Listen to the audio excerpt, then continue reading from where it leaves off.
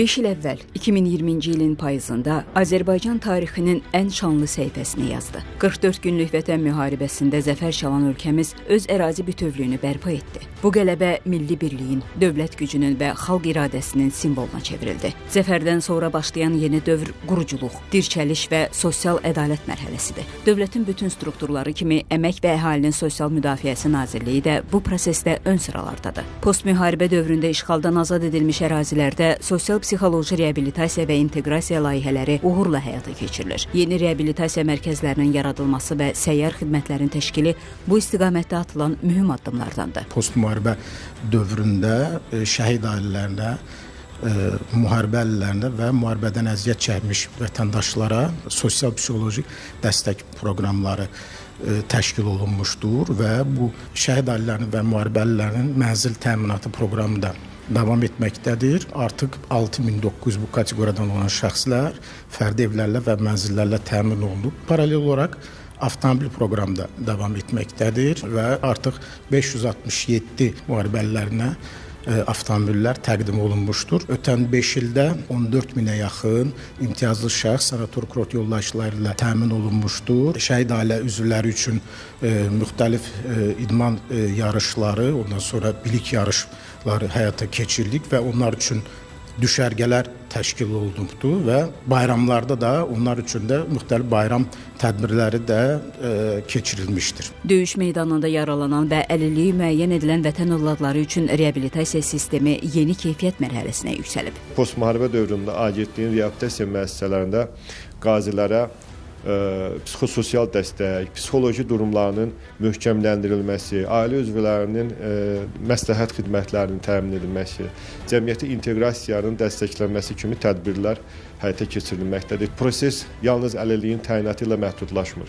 Qazilərimizin sağlamlığının bərpası ilə, onların cəmiyyətə adaptasiyası istiqamətində agentlik tərəfindən ardıcıl və sistemli işlər görülməkdədir.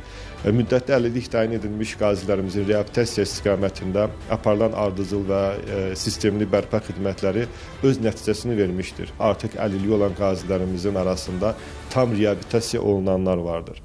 Postmüharibə dövründə həyata keçirilən ardıcıl reabilitasiya tədbirləri, peşəkar həkim komandasının səyləri, müasir və effektiv üsulların tətbiqi sayəsində artıq 238 nəfər vətən müharibəsi iştirakçısı sağlamlığına qovuşaraq əlilliklərini gerdə qoyublar. Şəhid ailələrinin və müharibə iştirakçılarının sosial təminat məsələləri daim diqqət mərkəzində saxlanılır. Eyni zamanda onların sosial müdafiəsinin gücləndirilməsi məqsədi ilə müavinət, pensiya və təqaüdlər mərhələli şəkildə artırılır. Vətən müharibəsində şəhid olmuş 3040 şəhidimizin 8062 ailə üzvünə ümumilikdə 16508 sayda sosial ödəniş təyin edilərək aylıq əsasda ödənişləri davam etdirilməkdədir.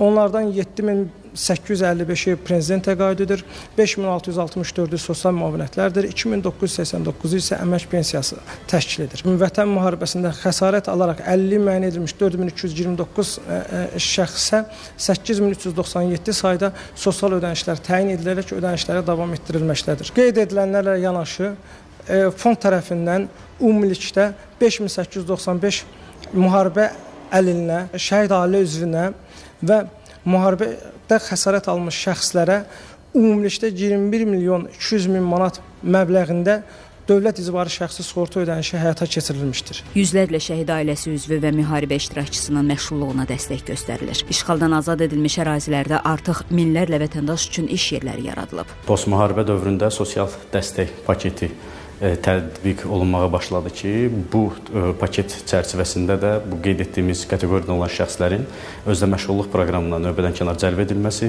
peşə hazırlığı kurslarına cəlb edilməsi, sosial iş yerlərində əməkinin birgə maliyyələşdirilməsi və işə götürənlər tərəfindən yerləşdirilən vakansiyalarla işlə təminatı həyata keçirilir. Hal-hazırda bu kateqoriyadan olan 13400-ə yaxın şəxsin özdə məşğulluq proqramına cəlb olması prosesi həyata keçirilir ki, bunlar da gələcəkdə öz bu qeyd etdiyi sahələr üzrə aktivlərlə təmin olunaraq öz kiçik təsərrüfatlarını və müəssisələrini quraraq məşğulluqlarını təmin edəcəklər. Bundan əlavə olaraq 13500-ə yaxın şəxsin göndərişlər əsasında işlə təmin olunma prosesləri də hal-hazırda həyata keçirilir.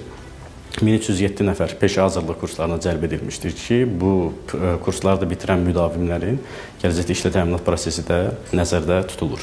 Doğma yurdlarına qayıdan sakinlər üçün yeni iş imkanlarının yaradılması olduqca önəmlidir. Vətən müharibəsi iştirakçıları, qazilərimiz, şəhid ailə üzvlərinə Əmək Əhalinin Sosial Müdafiəsi Nazirliyi tərəfindən çox geniş dəstək tədbirləri həyata keçirilir.